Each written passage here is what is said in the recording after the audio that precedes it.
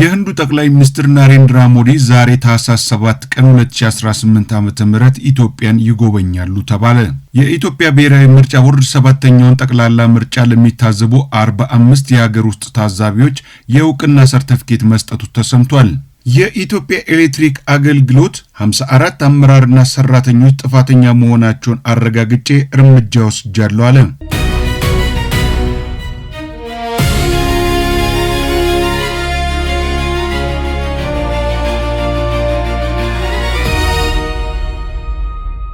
ሰላም ጤና ይስጥልን ክቡራትና ክቡራን የሐሳብ ሚዲያ ወዳጆች እንደምንውላችኋል።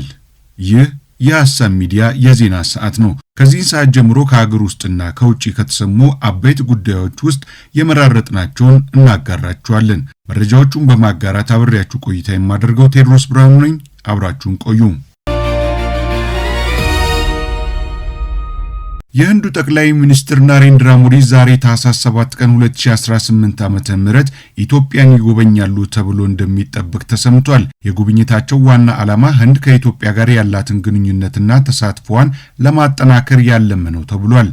ለአፍሪካ ግንኙነት ኢትዮጵያን መልህቅ ያደረገው የናሬንድራ ሞዲ ይፋዊ የሥራ ጉብኝት ህንድ በተለያዩ ቀጠናዎች ያላትን ጠንካራ ተሳትፎ አጠናክሮ ለማስቀጠልና ከአፍሪካ ጋር ያላትን ወዳጅነት ለማጠናከር ያለመ መሆኑም ተነግሯል። የጠቅላይ ሚኒስትሩ የኢትዮጵያ ጉብኝት ባለፉት 10 ዓመታት የህንድ መሪ ምስራቅ አፍሪካን ሲጎበኝ የመጀመሪያው ነው።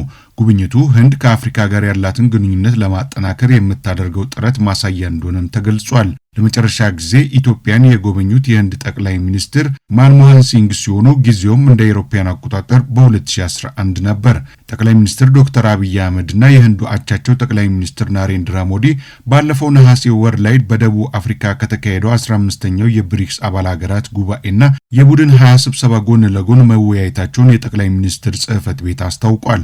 በግብርና ቴክኖሎጂ፣ ንግድና ኢንቨስትመንት ዘርፎች የሁለቱ ሀገራት ግንኙነት የማጠናከር አስፈላጊነት ላይ ውይይትም አድርገዋል።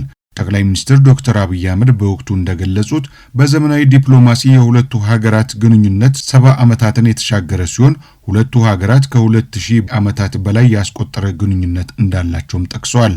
ጠቅላይ ሚኒስትር ዶክተር አብይ አህመድ ህንድ ባዘጋጀቻቸው የግሎባል ሳውዝ ጉባኤዎች ተሳትፈው የነበረ ሲሆን የሁለቱን ሀገራት ግንኙነት ማጠናከር እንደሚገባ አጽንኦት ሰጥተው ተናግረውም ነበር። ሁለቱ ሀገራት የብሪክስ አባል ሲሆኑ የህንዱ ጠቅላይ ሚኒስትር ናሬንድራ ሞዲ የኢትዮጵያ ጉብኝት አራተኛው የህንድ አፍሪካ ጉባኤን ያፋጥነዋል ተብሎም ይጠበቃል። ከዚሁ ጋር በተያያዘ የህዝብ ተወካዮች ምክር ቤት የውጭ ግንኙነትና ሰላም ጉዳዮች ቋሚ ኮሚቴ አባል አምባሳደር ዲና ሙፍቲ ለጋዜጣ ፕላስ በሰጡት ቃለ ምልልስ የሁለቱ ሀገራት የሁለትዮሽ ግንኙነት ሰፊና ስትራቴጂካዊ ጠቀሜታ ያለው መሆኑን አብራርተዋል። በግብርና፣ በማዕድን፣ በማኑፋክቸሪንግና በሌሎች ቁልፍ ዘርፎች የተሻለ ትብብር ለመፍጠር ጉልህ እድሎች መኖራቸውን አጽንኦት ሰጥተዋል።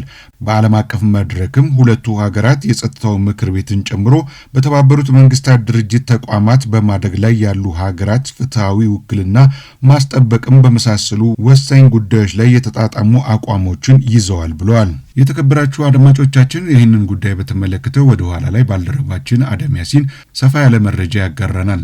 አሁን ወደ ሌላኛው መረጃችን እናልፋለን። የኢትዮጵያ ብሔራዊ ምርጫ ቦርድ ሰባተኛውን ጠቅላላ ምርጫ ለሚታዘቡ 45 የሀገር ውስጥ ታዛቢዎች የእውቅና ሰርተፊኬት መስጠቱ ተሰምቷል። ቦርዱ የኢትዮጵያ የምርጫ የፖለቲካ ፓርቲዎች ምዝገባና የምርጫ ስነ ምግባር አዋጅ ቁጥር 1162/2011 አንቀጽ 114 እስከ 117 እና በቦርዱ ማቋቋሚያ አዋጅ ቁጥር 1133/2011 አንቀጽ 7 ንዑስ አንቀጽ 7 እና አንቀጽ 8 ንዑስ አንቀጽ 1 እንዲሁም አዋጁን ተከትሎ በረቀቀው በየሀገር ውስጥ ምርጫ ታዛቢዎች ፍቃድ አሰጣጥ አሰራርና ስነ ምግባር መመሪያ ቁጥር 5/12 በተሰጠው ስልጣን መሰረት ሰባተኛውን ጠቅላላ ምርጫ ለሚታዘቡና መስፈርቱን ላሟሉ 45 የሀገር ውስጥ ታዛቢዎች የእውቅና ሰርተፊኬት መስጠቱን የተሰማው ቦርዱ ቀደም ሲል ሰባተኛውን ጠቅላላ ምርጫ ለሚታዘቡ የሲቪል ማህበረሰብ ድርጅቶች የታዛቢዎችን የምዝገባ ሂደት ቀልጣፋ መረጃ አደረጃጀቱንም ዘመናዊ እንዲያደርግ ታስቦ የተዘጋጀው የበይነ መረብ ላይ ምዝገባና መረጃ አደረጃጀትን አስመልክቶ የግንዛቤ ማስጨበጫ ከጥቅምት 25 እስከ 26 ቀን 2018 ዓ.ም መስጠቱ ይታወቃል። ተፎካካሪ የፖለቲካ ፓርቲዎችን በፖሊሲና በመንግስታዊ አሰራር ውስጥ ተሳታፊ እንዲሆኑ የማስቻል ስራ ብልጽግና ፓርቲ የሚከተለው የተግባቦት ዲሞክራሲ ውጤት ነው ሲሉ የብልጽግና ፓርቲ የአዲስ አበባ ከተማ ቅርንጫፍ ጽህፈት ቤት ኃላፊ ሞገስ ባልቻ ተናግረዋል። የዳበረ የዲሞክራሲ ባህል ለሀገር ግንባታ ምሰሶ ነው በሚል መሪ ሐሳብ የብልጽግና ፓርቲ ወጣቶች የውይይት መድረክ በአዲስ አበባ እየተካሄደ ይገኛል። በመድረኩ ንግግር ያደረጉት የብልጽግና ፓርቲ የአዲስ አበባ ከተማ አስተዳደር ቅርንጫፍ ጽህፈት ቤት ኃላፊ አቶ ሞገስ ባልቻ በፖለቲካ ምህዳር ውስጥ ለሐሳብ የበላይነት ለንግግር ፖለቲካ ዕውቅና የሚሰጥ የዲሞክራሲ ባህል መገንባት እንደሚገባ ተናግረዋል።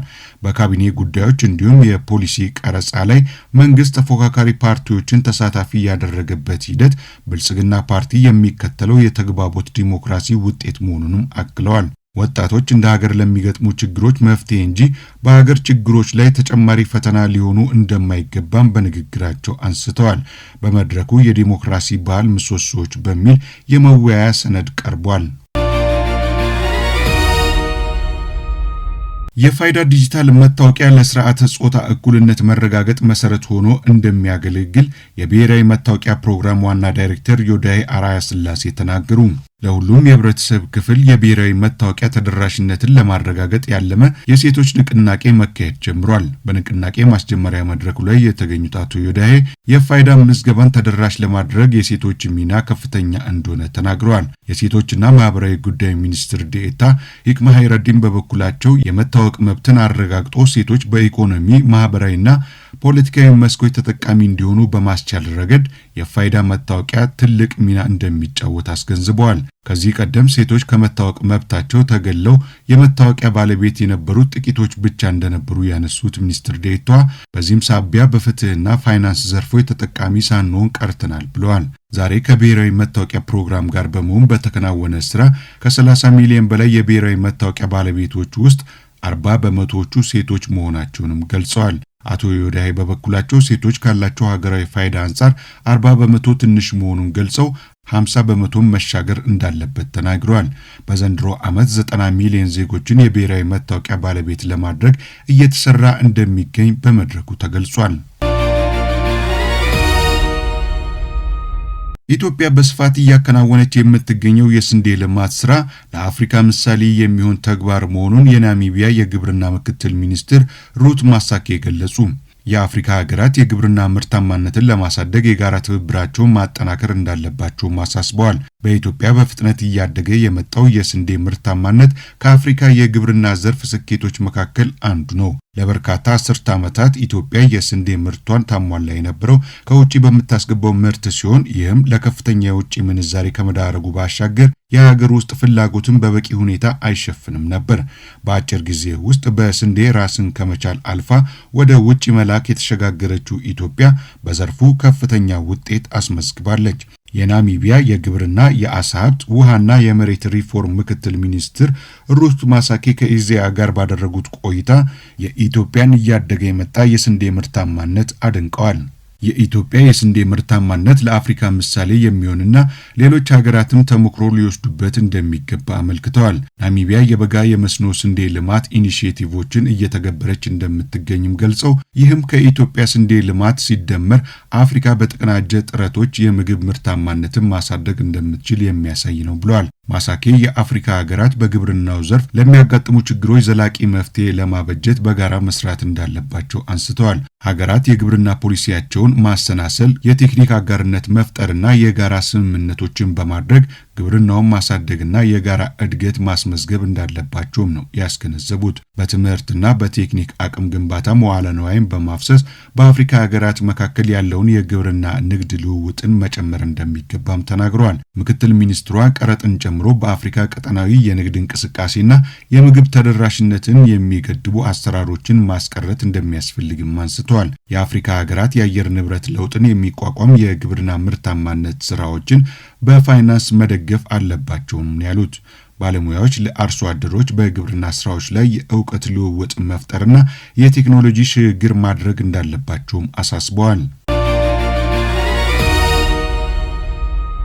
በበጀት ዓመቱ ያለፉት 5 ወራት በኢትዮጵያ ኤሌክትሪክ አገልግሎት ዲጂታል የሙስና መረጃ ወይም ጥቆማ መቀበያ ስርዓትና በሌሎች አማራጮች ከቀረቡ ጥቆማዎች ውስጥ 54 አመራርና ሰራተኞች ጥፋተኛ መሆናቸው ተረጋግጦ እርምጃ መወሰዱ ተገለጸ። የኢትዮጵያ ኤሌክትሪክ አገልግሎት የኮሙኒኬሽን ስራ አስፈጻሚ አንዋር አብራር የተወሰደው እርምጃ 10 የጽሁፍ፣ 37 የደሞዝ፣ 2 ከቦታ የማንሳት፣ 5 ስንብት መሆናቸውን አብራርተዋል። ከስራ እንዲሰናበቱ የተደረጉ ሰራተኞች በስነ ምግባር ጥሰት ምክንያት መሆኑንም ተናግረዋል። ይህም የጥቆማ መቀበያ ስርዓቱ የፈጠረው ምቹ ሁኔታ ደንበኞች የሚሰጡት ጥቆማ ዋጋ ያለው መሆኑንና የሚታዩ ብልሹ አሰራሮችን ለመታገል ተቋሙ እያደረገ ያለውን ቁርጠኝነት ያሳያል ብለዋል። ተቋሙ በአገልግሎት አሰጣጥ ላይ የሚታዩ የመልካም አስተዳደር ችግሮችና ብልሹ አሰራሮችን ለመታገልና እርምጃ ለመውሰድ ቁርጠኛ መሆኑንም አረጋግጠዋል። ተገልጋዮች እንዲሁም ሌሎች ባለድርሻ አካላት መሰል ችግሮችን ሲመለከቱ በተዘረጋው ዘመናዊ የሞባይል መተግበሪያ ወይም www.euethics.et ላይ በመጠቀም የበኩላቸውን ኃላፊነት እንዲወጡም ጥሪ አቅርበዋል። ክቡራትና ክቡራን የሐሳብ ሚዲያ ወዳጆች አብራችሁን ስላላችሁ እናመሰግናለን። አሁን በዝርዝር ወደምንመለከተው ጉዳይ ነው የምናልፈው። በደቡብ አፍሪካ ከተካሄደው የግሩፕ 20 አባላት ጉባኤ ጎን ለጎን ከኢፌዴሪ ጠቅላይ ሚኒስትር ዶክተር አብይ አህመድ ጋር ውይይት ያደረጉት ናሬንድራ ሞዲ በዛሬው ዕለት የአፍሪካ መዲና በሆነችው አዲስ አበባችን እንደሚገቡ ቀደም ሲል ነግረናችሁ እንደነበር ይታወሳል። ይህንኑ ጉዳይ በተመለከተ አደም ያሲን ሰፋ ያለ መረጃ ይነግረናል።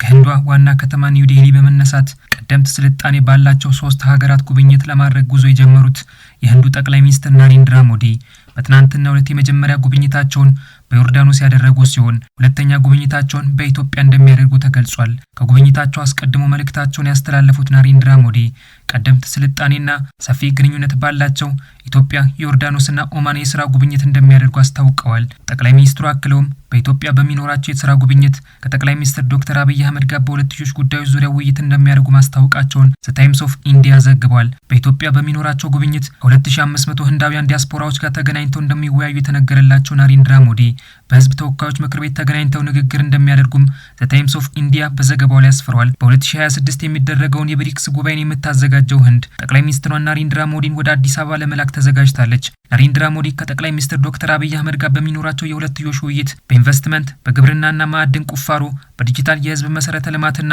በሳይበር ደህንነት ጉዳዮች ላይ እንደሚመክሩ በኢትዮጵያ የህንድ አምባሳደር አኒል ኪማራይ አስታውቀዋል። In addition, investments from India in Ethiopia, mining sector, digital public infrastructure, cyber security, these ከጠቅላይ ሚኒስትሩ ጉብኝት አስቀድሞ ንግግር ያደረጉት አምባሳደሩ ናሬንድራ ሞዲ በኢትዮጵያ የሚያደርጉት ጉብኝት ታሪካዊ መሆኑን ገልጸው ጉብኝቱ የሁለቱን ሀገራት ትብብር እንደሚያጠናክረው ተናግረዋል። አምባሳደሩ አክለውም ህንድና ኢትዮጵያ ለረጅም ጊዜ የቆየ ጥልቅ ግንኙነት ያላቸው ሁለት የስልጣኔ ሀገሮች መሆናቸውን ገልጸዋል። India and Ethiopia are two civilizational countries and we have very long standing deep and friendly relationship. ከሳምንታት በፊት የሩሲያውን ፕሬዝዳንት ቭላድሚር ፑቲንን በሀገራቸው ተቀብለው ያነጋገሩት ናሬንድራ ሞዲ ከ15 ዓመታት በኋላ በኢትዮጵያ ጉብኝት ያደረጉ የመጀመሪያው የህንድ ጠቅላይ ሚኒስትር እንደሚሆኑም ተገልጿል።